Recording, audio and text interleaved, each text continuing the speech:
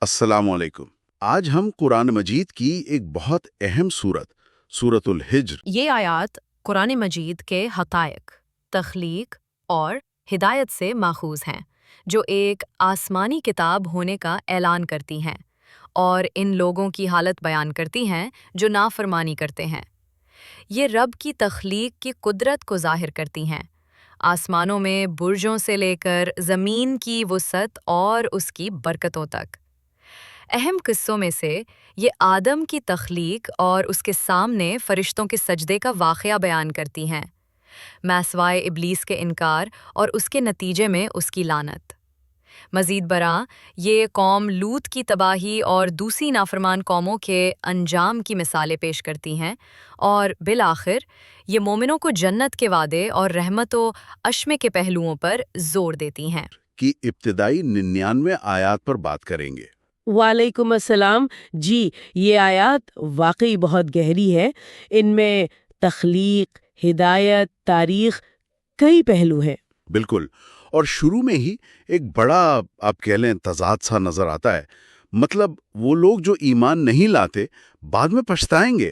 ہاں، لیکن فی الحال وہ پیغمبر صلی اللہ علیہ وسلم کو نعوذ باللہ دیوانہ کہتے ہیں۔ جی، اور مطالبہ کرتے ہیں کہ فرشتے کیوں نہیں اتار دیتے۔ ہاں، اور اسی پس منظر میں قرآن خود کو الذکر کہتا ہے، یعنی نصیحت، یاد دہانی۔ الذکر۔ اور آیت 9 میں تو اللہ نے خود ذمہ لیا ہے اس کی حفاظت کا۔ اِنَّا نَحْنُ نَزَّلْنَا الذِّكْرَ وَإِنَّا لَهُ لَحَافِظُونَ۔ سبحان اللہ، یعنی یہ پیغام ہمیشہ محفوظ رہے گا۔ بالکل، اور فرشتوں والے مطالبے کا جواب بھی بڑا صاف ہے آیت 8 میں، کہ وہ تو بس حق لے کر اترتے۔ فیصلے کے وقت۔ جی۔ اور پھر مہلت ختم۔ اچھا، اس کے بعد کائنات کی تخلیق کا ذکر آتا ہے۔ بڑا خوبصورت انداز ہے، آسمانوں میں برج، زمین کا پھیلایا جانا، پہاڑوں کا قائم ہونا، اور ہر چیز کا ایک خاص اندازے سے اگنا۔ آیت 19 جیسے آپ نے پہلے اشارہ کیا، وَالْأَرْضَ مَدَدْنَاهَا۔ جی، وَأَنبَتْنَا فِيهَا مِن كُلِّ شَيْءٍ مَوْزُونٍ۔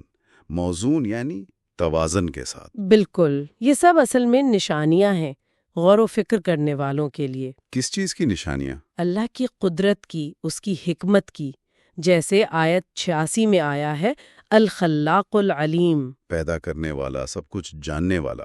جی، اور یہ کہ ہر چیز کے خزانے اسی کے پاس ہیں۔ خزائنہ آیت 21 میں وہ ایک مقررہ اندازے سے ہی چیزیں اتارتا ہے۔ ٹھیک۔ اچھا، کائنات سے پھر بات آتی ہے انسان کی اپنی تخلیق پر۔ جی، انسان کی تخلیق کا ذکر ہے بچتی مٹی سے، صلصال من حمأ مسنون۔ اور جنات کی تخلیق آگ کی لپٹ سے، نار السموم۔ ہاں، اور یہ تخلیقی فرق آگے اہم ہو جاتا ہے۔ کیسے؟ جب فرشتوں کو حکم ہوا آدم کو سجدہ کرنے کا تو ابلیس نے انکار کر دیا۔ اچھا۔ اور دلیل کیا دی؟ کہ میں آگ سے بنا ہوں، یہ مٹی سے، میں بہتر ہوں، یعنی تکبر۔ تو یہ تخلیقی مواد کا فرق اصل میں ابلیس کے تکبر کی بنیاد بنا۔ بالکل، قرآن نے مٹی کو کمتر نہیں کہا، بلکہ ابلیس کے تکبر اور نافرمانی کو اجاگر کیا۔ اور پھر اسے لعنت ہوئی اور مہلت ملی۔ جی، ایک وقت تک، اور اس نے عزم کیا کہ وہ انسانوں کو گمراہ کرے گا سوائے اللہ کے مخلص بندوں کے۔ اللہ نے پھر فرمایا کہ سیدھا راستہ تو مجھ تک ہی آتا ہے۔ جی، آیت 41 میں، ان عبادی لیس لک علیہم سلطان الا من اتبعک من الغاوین کے بعد وَإِنَّ جَهَنَّمَ لَمَوْعِدُهُمْ اجمعین، اور پھر قال ھذا صراط علی مستقیم۔ گویا یہ ہدایت اور گمراہی کی کشمکش کا آغاز تھا۔ درست۔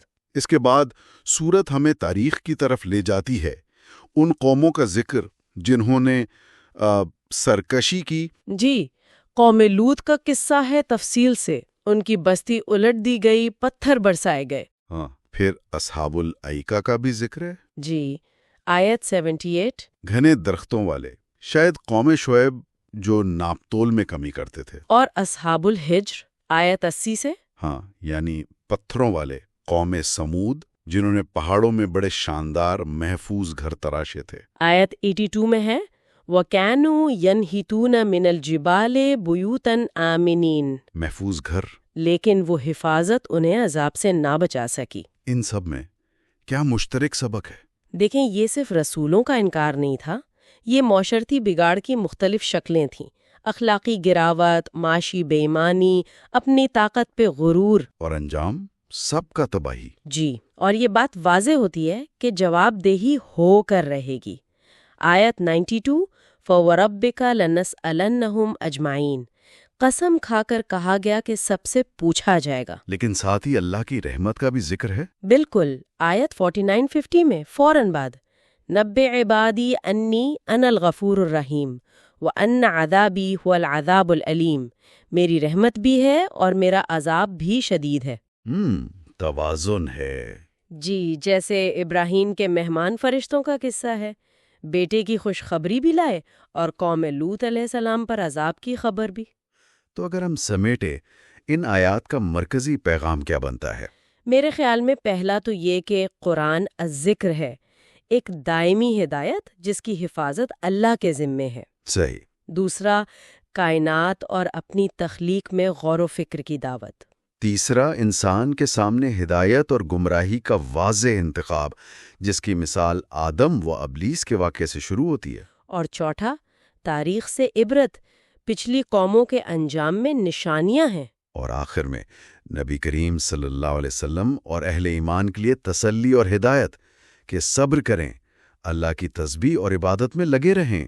جی، آخری آیات یہی کہتی ہیں فَسَبِّحْ بِحَمْدِ رَبِّكَ وَكُن مِّنَ السَّاجِدِينَ وَاعْبُدْ رَبَّكَ حَتَّى يَأْتِيَكَ الْيَقِينُ۔ الیقین تک یعنی موت آنے تک۔ ہاں، یقین کا ایک معروف مطلب موت ہے، وہ یقینی چیز جو آنی ہی ہے۔ تو یہ گویا پوری زندگی کا لائحہ عمل ہے کہ آخری سانس تک عبادت اور اللہ کی راہ پر قائم رہنا ہے۔